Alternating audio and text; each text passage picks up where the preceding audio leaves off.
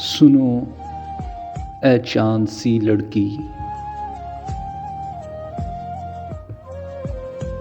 ابھی تم تتلیاں پکڑو یا گڑیوں سے کھیلو تم، یا پھر معصوم سی آنکھوں سے ڈیروں خواب دیکھو تم۔ فراز و فیض و محسن کی کتابیں مت ابھی پڑھنا،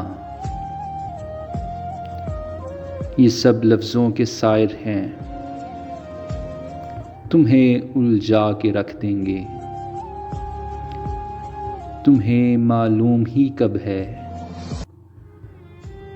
محبت کے لبادے میں ہوس اور حرص ہوتی ہے۔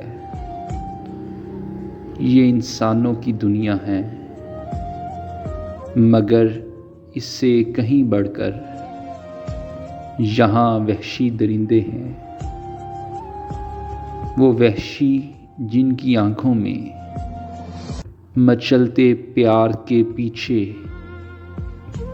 ہوس اور حرص ہوتی ہے۔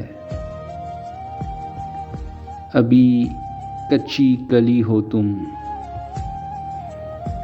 ابھی کانٹوں سے مت کھیلو،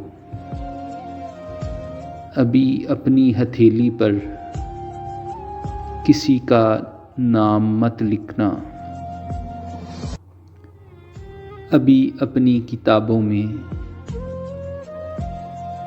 گلابی پھول مت رکھنا۔